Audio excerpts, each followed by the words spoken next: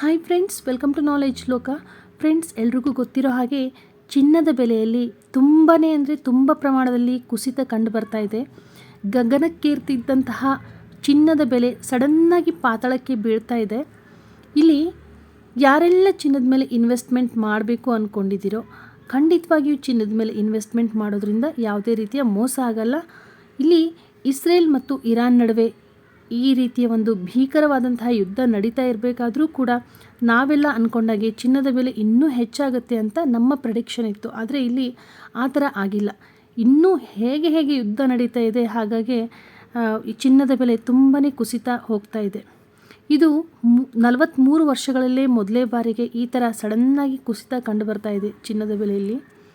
ಇನ್ನು ಇವತ್ತು ಎಷ್ಟರ ಮಟ್ಟಿಗೆ ಇನ್ವೆಸ್ಟ್ಮೆಂಟ್ ಮಾಡೋದು ಸೇಫ್ ಚಿನ್ನದ ಮೇಲೆ ಅನ್ನೋದ್ರ ಬಗ್ಗೆ ತಿಳಿದುಕೊಳ್ಳೋಣ. ಇಲ್ಲಿ ಒಂದು ವಾರದಲ್ಲಿ ಅಂದರೆ ಕಳೆದ ಒಂದು ವಾರದಲ್ಲಿ 9-10% ಚಿನ್ನದ ಬೆಲೆಯಲ್ಲಿ ಕುಸಿತ ಕಂಡಿದೆ. ಅದೇ ರೀತಿ ಬೆಳ್ಳಿನೂ ಕೂಡ ಅಷ್ಟೇ. 1 kg ಬೆಳ್ಳಿಗೆ ಒಂದು ವಾರದಲ್ಲಿ 14,000-15,000 ಸಾವಿರ ರೂಪಾಯಿಗಳ ಕುಸಿತ ಕಂಡಿದೆ. ಹಾಗಾಗಿ ಈ ಎಲ್ಲ ಚಿನ್ನದ ಬೆಲೆ ಮತ್ತು ಬೆಳ್ಳಿಯ ಬೆಲೆ ಸಡನ್ನಾಗಿ ಡೌನ್ ಆಗೋಕ್ಕೆ ಕಾರಣ ಏನಿರ್ಬೋದು ಅನ್ನೋದಾದರೆ ಸ್ಟಾಕ್ ಮಾರ್ಕೆಟು ಕೂಡ ಅಷ್ಟೇ ಉರುಳಿದೆ. ಸ್ಟಾಕ್ ಮಾರ್ಕೆಟಲ್ಲಿ ಬೇಕಾದಂತಹ ಅಲ್ಲಿ ಆದಾಯ ಇಲ್ಲ. ದೊಡ್ಡ ಬಿಸ್ನೆಸ್ ಮ್ಯಾನ್ ಏನಿದ್ದಾರೆ ಅವರಿಗೆಲ್ಲ ಒಂದು ಒಳ್ಳೆ ಆದಾಯ ಇಲ್ಲ, ಅವರಿಗೆಲ್ಲ ತುಂಬಾ ಲಾಸ್ ಆಗ್ತಾ ಇದೆ. ಹಾಗಾಗಿ ಅವರು ಏನು ಮಾಡ್ತಾ ಇದ್ದಾರೆ, ತಮ್ಮಲ್ಲಿರುವಂತಹ ಚಿನ್ನವನ್ನು ಅವರು ಸೇಲ್ ಮಾಡ್ತಾ ಇದ್ದಾರಂತೆ ಈ ಟೈಮಲ್ಲಿ ಅಂತ ನ್ಯೂಸಲ್ಲೆಲ್ಲ ಸುದ್ದಿ ಇದೆ. ಹಾಗಾಗಿ ಈ ಒಂದು ಚಿನ್ನದ ಬೆಲೆಯ ಒಂದು ಕುಸಿತ ಟೆಂಪ್ರವರಿ ಆಗಿರೋದು ಖಚಿತ. ಯಾವಾಗಲೂ ಚಿನ್ನದ ಬೆಲೆ ಹೀಗೆ ಇರುತ್ತೆ ಅಂತ ನಾವು ಹೇಳೋಕ್ಕಾಗಲ್ಲ. ಇವಾಗಿನ ಒಂದು ಮಟ್ಟಿಗೆ ಟೆಂಪ್ರವರಿಯಾಗಿ ಚಿನ್ನದ ಬೆಲೆ ಕುಸಿತ ಕಂಡಿದೆ.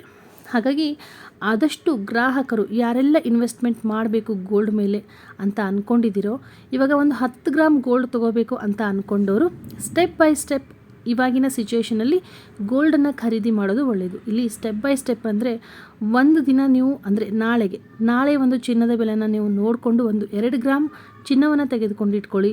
ಹಾಗೆ ಮತ್ತೆ ನೆಕ್ಸ್ಟ್ ಡೇ ನೋಡಿ ಯಾವ ಥರ ಇದೆ ಚಿನ್ನದ ಬೆಲೆಯಲ್ಲಿ ವೇರಿಯೇಷನ್ ಅಂತ ನೋಡಿಕೊಂಡು 3 ಗ್ರಾಮ್, ಆಮೇಲೆ ಇನ್ನೊಂದು ದಿನ ಮತ್ತೆ 2 ಗ್ರಾಮ್, ಈ ಥರ ಸ್ಟೆಪ್ ಬೈ ಸ್ಟೆಪ್ ಖರೀದಿ ಗೋಲ್ಡನ್ನು ನೀವು ಗೋಲ್ಡ್ ಮೇಲೆ ಇನ್ವೆಸ್ಟ್ ಮಾಡೋದು ತುಂಬಾ ಒಳ್ಳೆಯದು ಅಂತ ಹೇಳ್ತೀನಿ. ಯಾಕೆಂದರೆ ನಿಮಗೂ ಒಂದು ಫೀಲ್ ಇರುತ್ತೆ, ನಮಗೆ ಲಾಭನೂ ಆಗಿಲ್ಲ ನಷ್ಟನೂ ಆಗಿಲ್ಲ, ಓಕೆ ನೋಡೋಣ ಇನ್ನು ಏನಾಗುತ್ತೆ ಅನ್ನೋ ಒಂದು ಕ್ಯೂರಿಯಾಸಿಟಿನೂ ಕೂಡ ನಿಮಗೆ ಇರೋದ್ರಿಂದ ಆದಷ್ಟು step by step investment gold ಮೇಲೆ ಮಾಡೋದು ತುಂಬಾ ಒಳ್ಳೆಯದು.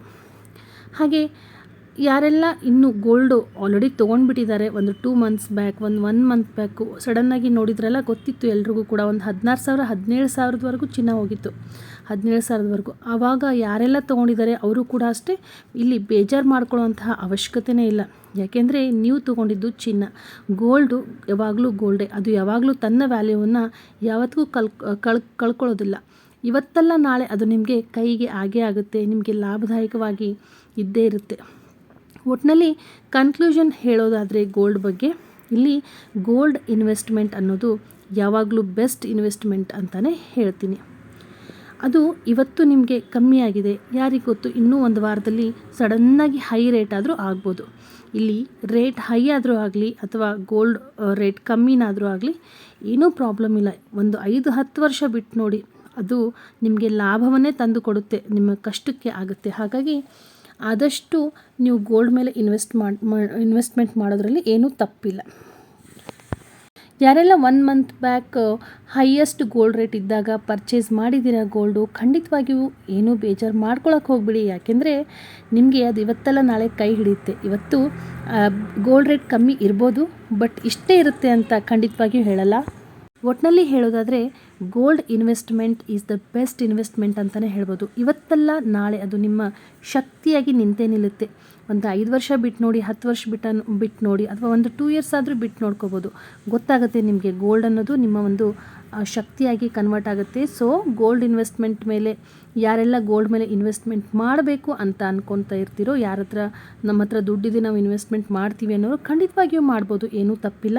Gold investment is the best investment ಅಂತ ಮತ್ತೆ ಹೇಳ್ತಾ ಇದ್ದೀನಿ. ಓಕೆ ಫ್ರೆಂಡ್ಸ್, ಈ ನನ್ನ ಮಾಹಿತಿ ನಿಮಗೆ ಇಷ್ಟ ಆಗಿದೆ, ಸ್ವಲ್ಪನಾದರೂ ಉಪಯುಕ್ತ ಆಗಿದೆ ಅಂತ ಭಾವಿಸ್ತೀನಿ. ಸೊ ಫ್ರೆಂಡ್ಸ್, ನನ್ನ ಚಾನಲ್ ನಿಮಗೆ ಒಂಚೂರಾದರೂ ನಿಮಗೆ ಇಷ್ಟ ಆಯಿತು, ನನ್ನ ಮಾಹಿತಿ ಇಷ್ಟ ಆದಲ್ಲಿ ದಯವಿಟ್ಟು ನನ್ನ ಚಾನಲ್ನ ಸಬ್ಸ್ಕ್ರೈಬ್ ಮಾಡಿ, ಲೈಕ್ ಮಾಡಿ, ಶೇರ್ ಮಾಡಿ, ಹಾಗೆ ಕಾಮೆಂಟ್ಸ್ ಮೂಲಕ ತಿಳಿಸಿ. ಮತ್ತೆ ಸಿಗ್ತೀನಿ ಇನ್ನೊಂದು ಒಳ್ಳೆಯ ಅದ್ಭುತವಾದಂತಹ ಉಪಯುಕ್ತವಾದಂತಹ ಮಾಹಿತಿಯೊಂದಿಗೆ. ಅಲ್ಲಿವರೆಗೂ ಎಲ್ರಿಗೂ ಟೇಕ್ ಕೇರ್ ಆ್ಯಂಡ್ ಬಾಯ್.